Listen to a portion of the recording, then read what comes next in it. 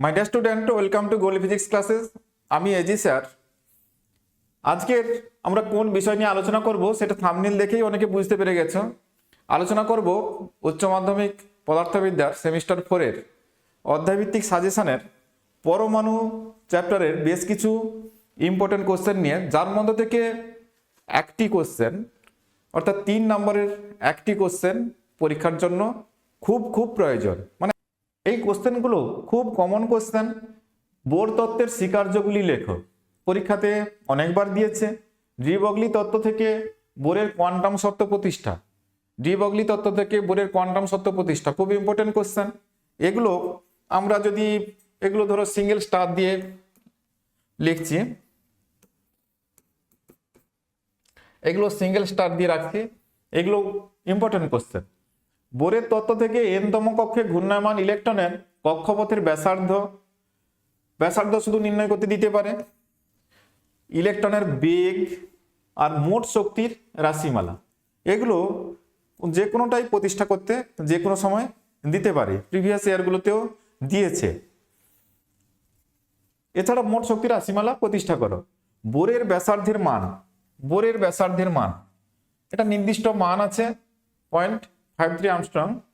তো এই যে প্রশ্নগুলো, এর উত্তর আমি প্রশ্ন উত্তরে পদার্থবিদ্যা এবং চ্যাপ্টারের নাম এই পরমাণু বলেই দেওয়া আছে, সেইখানে এগুলোর সব সমাধান পেয়ে যাবে। এই প্রশ্ন ধরে ধরে ওখানে সমাধান করে দিয়েছি, উত্তর দেওয়া আছে, আলোচনা করে দিয়েছি, বুঝিয়ে দিয়েছি বিস্তারিতভাবে। ওখানে দেখলে সব প্রশ্নের উত্তর পেয়ে যাবে। হাইড্রোজেন পরমাণুর ক্ষেত্রে বিভিন্ন রেখা বর্ণালীর উৎপত্তি ব্যাখ্যা দাও। তাহলে বিভিন্ন কক্ষপথ থেকে ইলেকট্রনের সংক্রমণের জন্য বিভিন্ন ধরনের রেখা বর্ণালীর উৎপত্তি হয়, সেগুলো ওখানে বিস্তারিত আলোচনা করেছি। ওখানে বলতে প্রশ্ন উত্তরের ক্লাসের কথা বলছি, আলোচনা করেছি। তো সেখান থেকে এগুলো সবই পেয়ে যাবে। তার মধ্যে সব থেকে বেশি গুরুত্বপূর্ণ হচ্ছে বামার শ্রেণী। এটা দৃশ্যমান অঞ্চলে অবস্থান করে, যার কারণে এটা বেশি গুরুত্বপূর্ণ। পরীক্ষাতে বেশিবার এটি দেওয়া আছে, বামার শ্রেণী। এটাও বেশ গুরুত্বপূর্ণ প্রশ্ন। নেক্সট, হাইড্রোজেন পরমাণুর জন্য শক্তি স্তরের চিত্র অঙ্কন করো। ওই চিত্রে অতিবেগুনি এবং দৃশ্যমান অঞ্চল চিহ্নিত করো। তাহলে হাইড্রোজেন পরমাণুর জন্য শক্তি স্তরের চিত্র, তাহলে যে রেখা বর্ণালীর উৎপত্তি সেটাও শক্তি স্তরের চিত্রের সাহায্যে দেখানো হয়। এটা আলাদা করে কোশ্চেনটি, আবার একই কোশ্চেন আলাদা করে বোঝার সুবিধার জন্য, কারণ অনেক সময় কোশ্চেন বুঝতে অসুবিধা হয়। তার কারণে ওই কোশ্চেনটাকে এইভাবে যদি দেয়, বিষয়টা মোরলেস সেম। এখানে এবারে স্পেসিফিক উল্লেখ করে দিয়েছে অতিবেগুনি ও দৃশ্যমান অঞ্চল চিহ্নিত করো, আর এখানে দেওয়া আছে বিভিন্ন রেখা বর্ণালীর উৎপত্তি। তাহলে এখানে দুটো পার্টিকুলার রিজিয়ন চিহ্নিত করে দিতে বলেছে, আর এখানে বলছে রেখা বর্ণালীর উৎপত্তি ব্যাখ্যা, মানে ওখানে সবগুলো রিজিয়ন বলতে হবে। তাহলে এগুলো ইম্পর্টেন্ট কোশ্চেন, প্রিভিয়াস ইয়ারগুলোতে অনেকবার পড়েছে, এগুলো ইম্পর্টেন্ট আছে। এরপরে আয়নন শক্তি কি হাইড্রোজেন পরমাণুর ক্ষেত্রে, এর মান কত? আয়নন শক্তি কি হাইড্রোজেন পরমাণুর ক্ষেত্রে মান কত? এই কোশ্চেনের অ্যান্সার ওখানেও পেয়ে যাবে হুবহু। আমি এখানে আর ওগুলোর অ্যান্সার নিয়ে আলোচনা করছি না। একই রকম আয়নন বিভব কি হাইড্রোজেন পরমাণুর ক্ষেত্রে, এর মান কত? এছাড়া থাকে কোশ্চেন উদ্দীপক বিভব কি। এগুলো অপেক্ষাকৃত একটু কম পরীক্ষায় পড়েছে, এগুলো একটু লেস ইম্পর্টেন্ট কোশ্চেন। ইম্পর্টেন্ট সবগুলোই দেখবে, তো যারা পারবে সবগুলো অবশ্যই দেখবে। আর যারা ভাবছো যে এটাও খুব বেশি হয়ে যাচ্ছে, তাদের ক্ষেত্রে বলবো এটা একটু কম ইম্পর্টেন্ট। তাহলে প্রথম বোর কক্ষে ইলেকট্রনের শক্তি -13.6 ইভি হলে রিডবার্গ ধ্রুবকের মান কত? আচ্ছা, এই কোশ্চেনটি হচ্ছে নিউমেরিক্যাল। এটা আমার ওই প্রশ্ন উত্তরের ক্লাসে দেওয়া নেই, আমি এটাকে এখানে সমাধান করে দিচ্ছি। তাহলে প্রথম বোর কক্ষে ইলেকট্রনের শক্তি 13.6 ইভি হলে রিডবার্গ ধ্রুবকের মান কত হবে?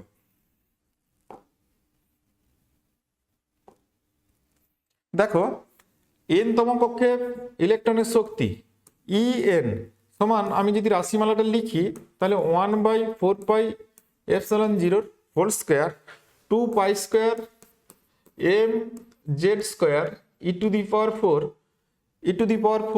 By n square H square, এটা। আর রিডবার্গ ধ্রুবক আর এইরকম যখন কনস্ট্যান্ট দিয়ে লিখি, সেটা হয় 1/4πε0² 2π² m e⁴ by C H এর কিউব। এখন যদি লিখি en/r লিখি, তাহলে দেখো এটা বাই এটা যদি করি তাহলে এখানে 1/4πε0² কেটে যাবে, 2π² কেটে যাবে, m কেটে যাবে, e⁴ কেটে যাবে। তাহলে এটা পড়ে থাকবে, ওটা পড়ে থাকছে এখানে। এটা তো অবশ্যই নেগেটিভ সাইন, যদি নেগেটিভ সাইন রাখতে চাও তাহলে এটা হচ্ছে নেগেটিভ। তো নেগেটিভ হলে এটা পড়ে থাকছে কি, তাহলে z², তাহলে z² বাই n² h², আর এটাই তলায় থাকছে, এটা তো সব কেটে যাচ্ছে, উপরে যাচ্ছে c ইন্টু h এর কিউব। তাহলে এটা থাকছে -z², আবার h, এটা তাহলে c থাকছে উপরে, আর এটা n² h থাকছে। c, আচ্ছা এখানে উপরে h থাকবে, এটা নিচে h নয়, উপরে h থাকছে, z² into c into h by n²। উপরে h³ এখানে দেখতে পাচ্ছি h³ আর এটা h², উপরে তাহলে এইচটা থাকবে, z² c h³ by n²। তাহলে en সমান দাঁড়াচ্ছে, en সমান মাইনাস, এটা যদি হাইড্রোজেন পরমাণুর ক্ষেত্রে হয় z = 1 বসিয়ে দেব, তাহলে হচ্ছে c into h by n² into r, আর যেখানে রিডবার্গ ধ্রুবক, বা r সমান minus n² into en by ch। তো এখানে প্রশ্ন দেওয়া আছে কি, প্রশ্ন দেওয়া আছে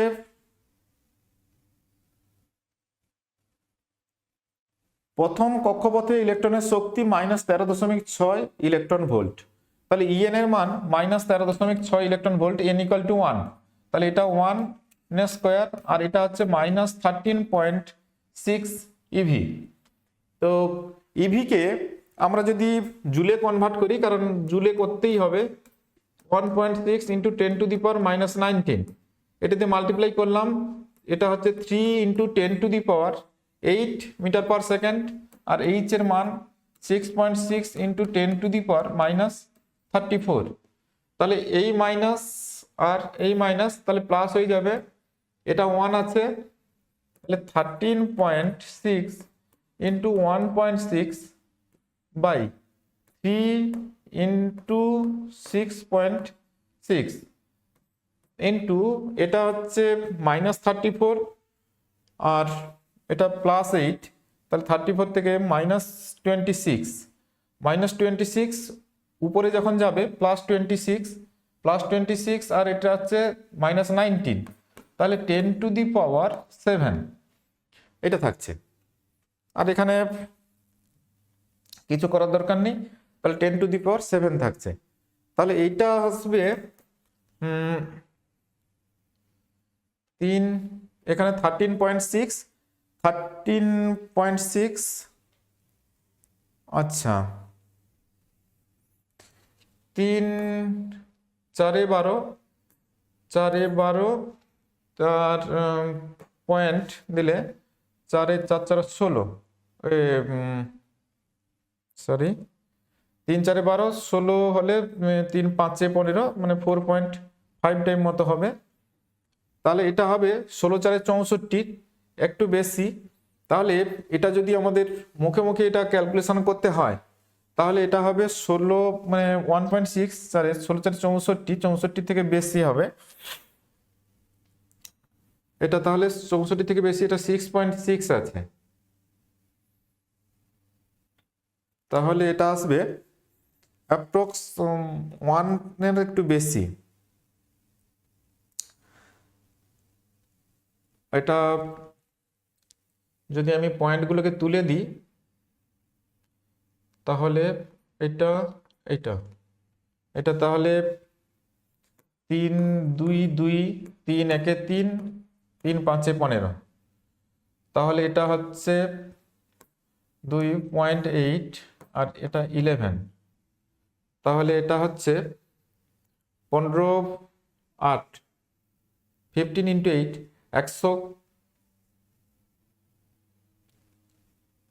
120, 120 মানে 12, মানে একের একটু বেশি।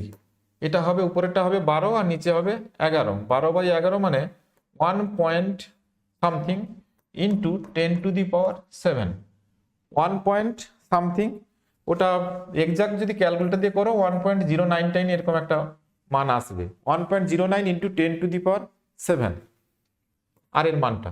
তাহলে আর সমান 1, যদি আমরা মুখে মুখে গণনা করি তাহলে 1 ইন্টু 10⁻7 রেখে দিলেও হবে 10⁻7 মিটার ইনভার্স।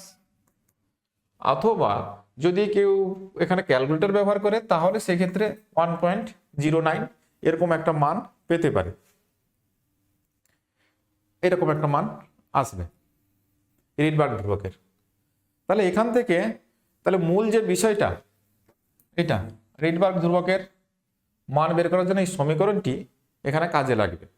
বইতে বেশিরভাগ বইতে এই সমীকরণটি ডিরেক্ট দেওয়া নেই, অবশ্যই তাহলে এভাবে ক্যালকুলেশন করে ওই সম্পর্কটা আগে দেখে নিতে হবে।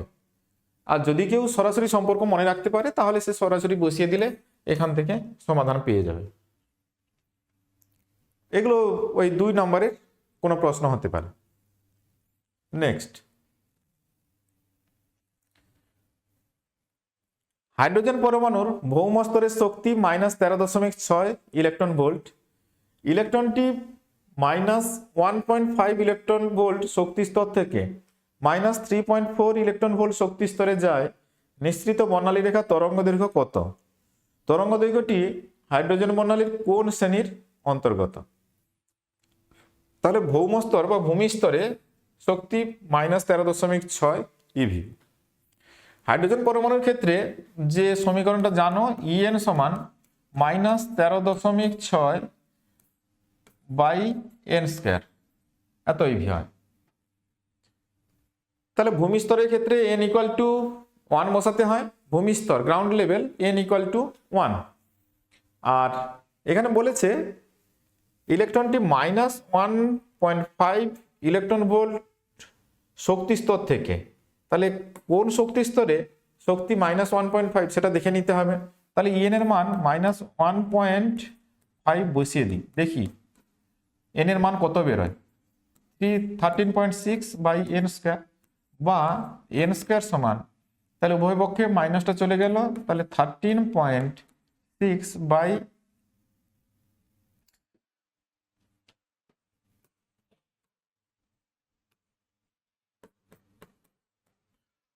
1.5, তাহলে এটা হবে অ্যাপ্রক্স 9, তাহলে n = 3। তাহলে এটা হচ্ছে 3 নম্বর কক্ষে শক্তি, এটা হচ্ছে 3 নম্বর কক্ষে শক্তির পরিমাণ। আর শক্তি স্তর থেকে -3.4 এই ইভি শক্তি স্তরে যায়।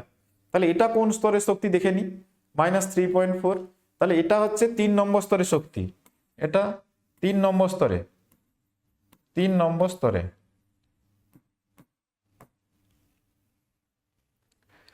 আচ্ছা, আমি এক্সট্রা পেজে করে দিচ্ছি প্রবলেমটা, সলিউশন কিভাবে হবে দেখে নাও। তাহলে এটা বললাম যে হাইড্রোজেন পরমাণুর ক্ষেত্রে এখানে শক্তি কত ছিল, -1.5 ইভি, এটা সমান -13.6 বাই n স্কয়ার। এখান থেকে আমরা n স্কয়ার সমান দেখতে পাচ্ছি 13.6 বাই 1.5, দ্যাট ইজ n = 3, এটা বেরোলো। দ্বিতীয় ক্ষেত্রে ওখানে শক্তির মান কত বলা আছে, -3.4, তাহলে -3.4 = -13.6 by n square, similar formula. তাহলে এক্ষেত্রে n স্কয়ার, আমি যদি প্রথমটাকে এটাকে কিছু একটা নাম দিয়ে দিই, এটা n2, তারপর এটা তাহলে n1 নাম দিই, n1 স্কয়ার সমান এটা হবে 13.6 by 3.4, দ্যাট ইজ 4 অ্যাপ্রক্স। তাহলে n1 সমান 2 হবে। তাহলে কোশ্চেন কি ছিল? শক্তি স্তরে যায় নিঃসৃত বর্ণালী রেখার তরঙ্গ দৈর্ঘ্য কত? নিঃসৃত বর্ণালী রেখার তরঙ্গ দৈর্ঘ্য, তাহলে 3 নম্বর কক্ষ থেকে 2 নম্বর কক্ষে সংক্রমিত হয়েছে। নিঃসৃত বর্ণালী রেখার তরঙ্গ দৈর্ঘ্যের রাশিমালা, এটা কত হয়? 1/λ ইকুয়াল টু 1.097 ইন্টু 10⁻⁷। আচ্ছা, প্রথমে আমি এটা আর রেখে করে দিই। তাহলে আর ইন্টু ফর্মুলাটা ছিল 1/n1² মাইনাস 1/n2²। তাহলে এখানে হবে আর আর হচ্ছে রিডবার্গ ধ্রুবক, এটা 1/n1 এর মান এখানে 2 মাইনাস এটা হচ্ছে 3²। তাহলে এটা হবে আর ইন্টু 1/4 মাইনাস 1/9 সমান এটা কত আসবে? 36, আর এটা হবে 5 into R, that is lambda সমান তাহলে আসবে ল্যামডা সমান 36/5 আর। এখন ক্যালকুলেটর ব্যবহার করতে না দিলে এই পর্যন্তও রাখা যেতে পারে, আর যদি এবারে তুমি আর এর মান বসাও তাহলে হবে একটা ইন্টু 1.097 ইন্টু 10⁻⁷, তাহলে এটা 5 7 35, তাহলে ওটা 7 পয়েন্ট সামথিং আসবে।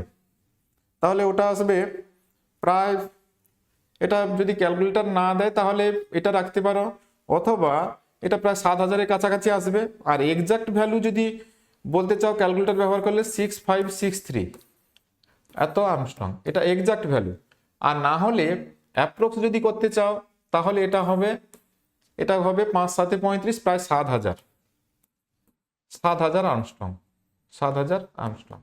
এটা এক্সাক্ট ভ্যালু, ক্যালকুলেটর ব্যবহার করলে এটা আসবে, আর না হলে এরকম কাছাকাছি ভ্যালুটা পাবে। তো কারণ না হলে এটাকে মুখে মুখে করতে গেলে অনেকটা সময় সাপেক্ষ কাজ হয়ে যাবে, হবে না তা নয়। এটা হবে 5 7 35 আর 5 দিয়ে 10, 7.2, তার সঙ্গে এটা মাল্টিপ্লাই করতে হবে। আর যদি রাউন্ড ফিগারে চাও তাহলে এরকম কাছাকাছি আসবে। এটা ভিজিবল রেঞ্জে পড়ছে, বা ওই তড়িৎ চুম্বকীয় বর্ণালীর দৃশ্যমান অঞ্চলে এই তরঙ্গ দৈর্ঘ্যটা পড়ে যাচ্ছে। এখানে কোশ্চেন ছিল,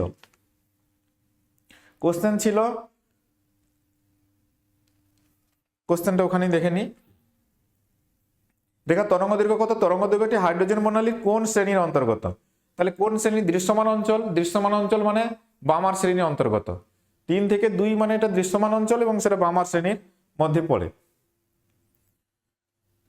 নেক্সট কোশ্চেন, একটি উত্তেজিত হাইড্রোজেন পরমাণু শক্তি -1.51 ইলেকট্রন ভোল্ট, বোরের তত্ত্বানুসারে ইলেকট্রনের কৌণিক ভরবেগ নির্ণয় কর।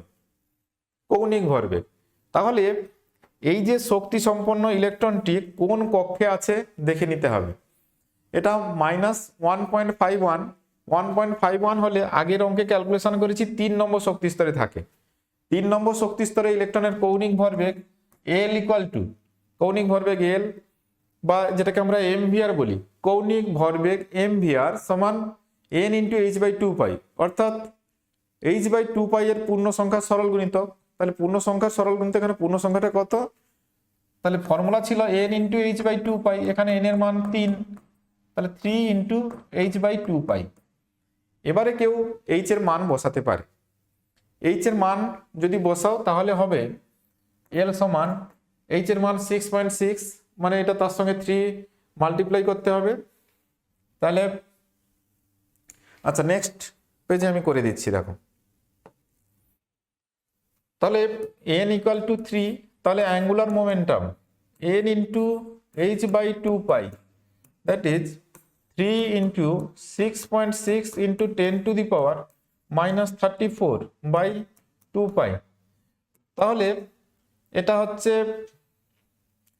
এবারে 3π এর মান বসাতে হবে 3.14, তাহলে বা 22/7 যে যেমন পারবে বসাবে। এটা তাহলে 3.3, আর এটা হচ্ছে 3 যদি কেটে দিই তাহলে ওটা অ্যাপ্রক্স কত আসবে? এটা আসবে প্রায় 3 এর কাছাকাছি, 3 পয়েন্ট সামথিং হবে। 3 ইন্টু 10⁻⁻34, তাহলে এটা 3 এর কাছাকাছি হবে।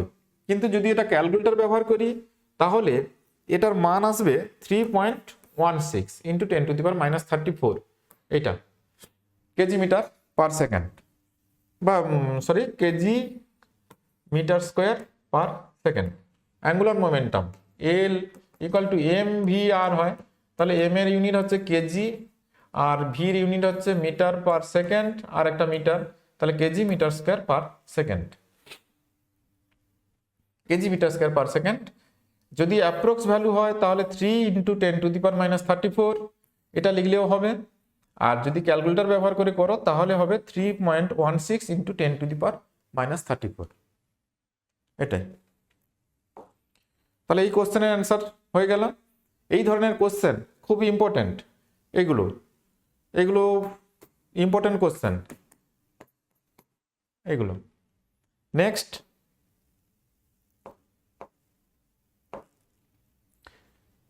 এক্স রশ্মি উৎপাদনের মূল গাণিতিক সমীকরণটি লেখো। এটা আমাদের প্রশ্ন উত্তরের যে ক্লাস ওখানে দেওয়া রয়েছে, দেখে নেবে। ওখান থেকে ওই যে ভি ম্যাক্স অথবা ল্যামডা মিন, এখানে এটা হতো ভি ম্যাক্স এবং ল্যামডা মিন কাট অফ ওয়েভলেংথ বা মিনিমাম ওয়েভলেংথ, যেটা এর মান কত হবে ওটাও থিওরি ক্লাসে করে দিয়েছি। এখন যেটা নিউমেরিক্যাল দেখো, এক্স রশ্মির তরঙ্গ দৈর্ঘ্য নির্ণয় করো যখন প্রযুক্ত ভোল্টেজ এখানে কত আছে 10,000 ভোল্ট।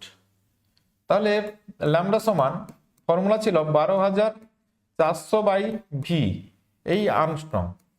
তাহলে এখানে ভির মান কত বসবে?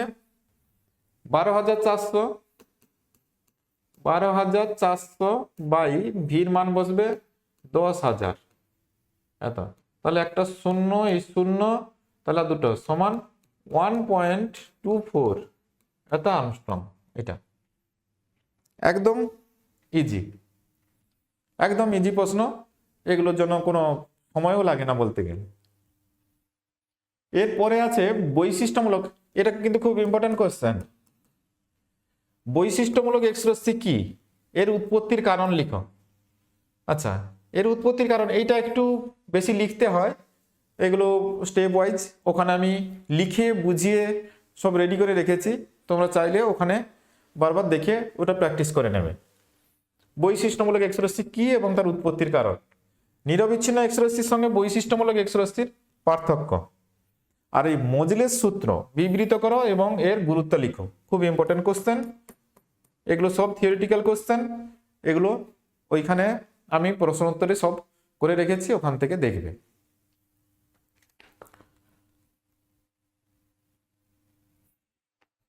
নেক্সট কোশ্চেন, হাইড্রোজেন পরমাণুর ক্ষেত্রে কোনো ইলেকট্রন n=4 মানে 4 নম্বর কক্ষ থেকে n=1 কক্ষে ঝাঁপ দিলে বর্ণালীতে কতগুলি রেখা পাওয়া যায়? বর্ণালীতে রেখার সংখ্যা, নাম্বার অফ লাইন্স বা রেখার সংখ্যা, বর্ণালী রেখার সংখ্যা, এটা ফর্মুলাটা ছিল n × n−1/2। এখানে n বলতে কোন কক্ষ থেকে ঝাঁপ দিচ্ছে, এখানে 4 নম্বর কক্ষ থেকে গ্রাউন্ডে আসছে, বিভিন্ন ওয়েতে আসতে পারে। তাহলে এখানে n এর মান 4 বসাবে /2, তার মানে 12/2 মানে এটা 6। তাহলে উত্তর হবে কটা? 6টি বর্ণালী রেখা। আর যদি কেউ দেখতে চায় তাহলে কিভাবে দেখাবে? এই তো স্টেটগুলো, এই তো 4টি। তাহলে সরাসরি ইলেকট্রন এখান থেকে এখানে আসতে পারে, এখান থেকে ইলেকট্রন এখানে আসতে পারে, এখান থেকে এখানে আসতে পারে, তারপরে ইলেকট্রন এখান থেকে এখানে আসতে পারে, ইলেকট্রন এখান থেকে এখানে আসতে পারে, আর ইলেকট্রন আর যেটা ইলেকট্রন হতে পারে এখান থেকে এখানে আসতে পারে। এখানে দেখতে পাচ্ছি তাহলে কয়টি রেখা? মোট 6টি রেখা, 3 3 6টি, এইভাবে ট্রানজাকশন দেখাতে হয়। নেক্সট কোশ্চেন, n-তম কক্ষপথে ইলেকট্রনের শক্তি -3.4 eV হলে ওই স্তরে গতিশক্তি ও স্থিতিশক্তির মান কত? আমরা জানি n-তম কক্ষের যে শক্তি হয় n তম কক্ষের ইলেকট্রনের মোট শক্তি, n তম কক্ষপথে ইলেকট্রনের মোট শক্তি En সেটা ইলেকট্রনের গতিশক্তির মানের সঙ্গে সমান হয়। এটা তো নেগেটিভ ভ্যালু দিয়ে থাকে, এটা একটা মাইনাস সাইন দিয়ে থাকে, কিন্তু মাইনাস এত এখানে দেওয়া আছে 3.4 eV। তো কিন্তু গতিশক্তি তো পজিটিভ, তাহলে আমরা লিখতে পারি n তম কক্ষে ইলেকট্রনের মোট শক্তি সমান n তম কক্ষে ইলেকট্রনের গতিশক্তি। গতিশক্তির ক্ষেত্রে এখানে পরম মান এটা ই কে এমনি লিখে দিতে পারি। তার মানে n তম কক্ষে ইলেকট্রনের মোট শক্তি যদি -3.4 eV হয়, ওই স্তরে ইলেকট্রনের গতিশক্তি হবে, তাহলে ই কে কত হবে? ই কে হবে 3.4 eV। এবং স্থিতিশক্তি কত হবে? স্থিতিশক্তি গতিশক্তির দ্বিগুণ হবে এবং নেগেটিভ হবে। তাহলে স্থিতিশক্তি হবে, এটা হবে -2 × 3.4 সমান এটা হবে -6.8 eV, -6.8 eV। আবারও কথাটা বলছি, n তম কক্ষে ইলেকট্রনের মোট শক্তি যা হবে সেটার মান গতিশক্তির মানের সঙ্গে সমান হবে, গতিশক্তির মানের সঙ্গে সমান হবে এবং স্থিতিশক্তির মানের দ্বিগুণ হবে। এখানে আমি মানগুলোর কথা বলছি। তাহলে গতিশক্তি তো সবসময় পজিটিভ হয়, তাহলে সেটা মোট শক্তির সঙ্গে সমান হবে, কিন্তু পজিটিভ ভ্যালু, এটা পজিটিভ, এই জন্য এখানে সামনে কিছু মাইনাস সাইন নেই, পজিটিভ ভ্যালু। কিন্তু স্থিতিশক্তির মান যেটা হবে সেটা নেগেটিভ হবে এবং সেটা মোট শক্তির দ্বিগুণ হবে। সেটা তাহলে মাইনাস সাইন আছে এবং সেটা মোট শক্তি 3.4 আছে, তার 2 টাইমস হবে। তাহলে এখানে এটা হবে -6.8 eV আর গতিশক্তি হবে 3.4 eV। নেক্সট কোশ্চেন, যে হাইড্রোজেন পরমাণুতে একটি ইলেকট্রন থাকা সত্ত্বেও, হাইড্রোজেন পরমাণুতে একটি ইলেকট্রন থাকা সত্ত্বেও অনেকগুলি বর্ণালী রেখার উৎপত্তি হয় কিভাবে? এই কোশ্চেনের অ্যান্সার আমার ওই প্রশ্ন উত্তরের ক্লাসে আমি আলোচনা করে দিয়েছি, ওখান থেকে দেখে নেব। তাহলে এখানে পরমাণুর যে চ্যাপ্টার, পরমাণু থেকে ইম্পর্টেন্ট যে কোশ্চেনগুলো, যেগুলো মধ্য থেকে একটি বা দুটি কোশ্চেন মিলিয়ে মোট 3 নম্বরের কোশ্চেন আসবেই। তো এই কোশ্চেনগুলো করলেই 3 নম্বর নিশ্চিত পাবে আশা রাখছি। তাহলে এগুলো নিউমেরিক্যালগুলো আমি এখানে সলিউশন করে দেখালাম, আর প্রশ্ন উত্তরগুলো আমার প্রশ্ন উত্তরের ক্লাসে দেওয়া আছে। এছাড়াও অনেক কোশ্চেন অ্যান্সার দেওয়া আছে, ওখান থেকে তোমরা দেখে প্র্যাকটিস করবে। Thank you, good bye. আবার দেখা হবে নেক্সট আরেকটি সাজেশনের এরকম ক্লাসে।